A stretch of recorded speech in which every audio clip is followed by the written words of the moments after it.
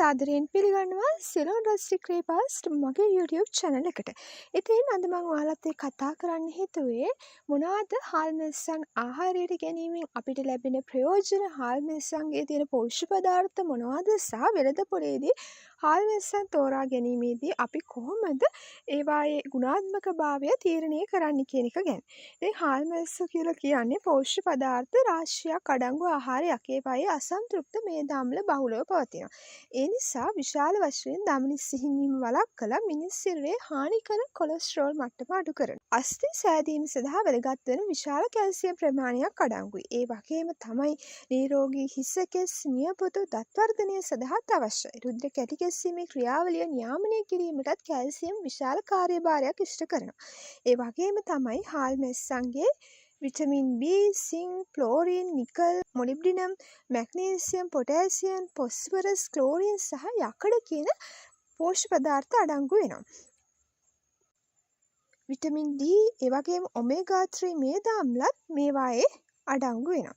ඒ නිසා අපි බලමු හාල් මැස්සන් වෙළඳපොලෙන් මිලදී ගද්දී අපි මොනවාද වඩා සැලකිලිමත් යුතු කරුණු කියලා. ඉතින් වෙළඳපොලේ අපි හාල් මැස්ස මිලදී ගන්න ගියාම විවිධ වර්ගයේ විවිධත්වයෙන් යුතුව හාල් මැස්ස තියෙනවා.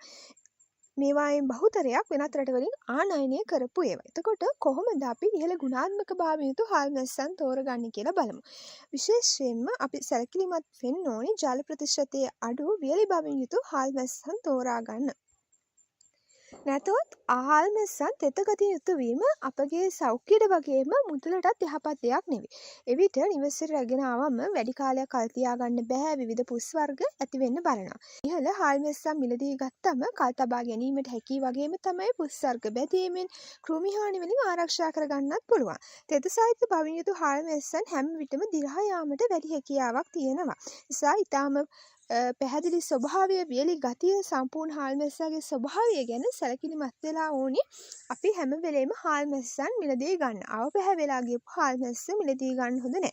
කළු පාටු ඇස් දුබුරු පැහැ ගැන්වූ හාල් මැස්සද ශරීරයේ තනින් තන කැඩී බිඳී ගිය ඔලු කැඩී තැලී ගිය හාල් මැස්සද මිලදී නොගත යුතුයි.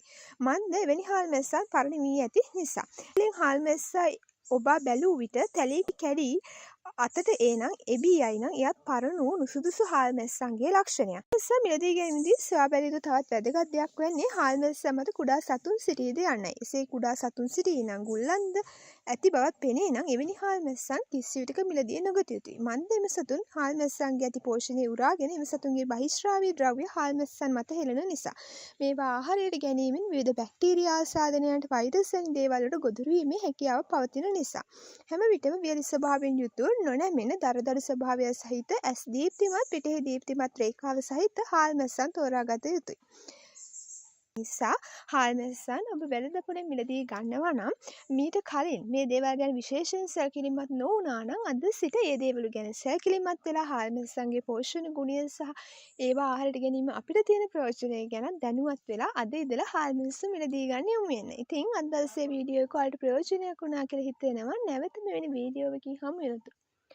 ඉතින් අද දවසේ වීඩියෝ එක ඔයාලට ප්‍රයෝජනවත් වුණා කියලා හිතෙනවා. ඔයාලා තාමත් මගේ channel එක subscribe කරලා නැත්නම් channel එක අමතක නොකර subscribe කරන්න. මම මේ තාක්කල් කරලා තියෙන මගේ වීඩියෝස් ඔයාලට පුළුවන් channel එක හරහා නරඹන්න. ඔයාලගේ සෞඛ්‍යයට අදාළව, පෝෂණයට අදාළව වගේම විවිධ ආහාර වර්ග කොහොමද තම පහසුවෙන් පිළියෙල කරගන්නේ කියන දේවල් ගැන. ඉතින් නැවත මෙවැනි වීඩියෝ එකකින් හමු වෙනතුරු ඔබට සුබම සුබ දවසක්.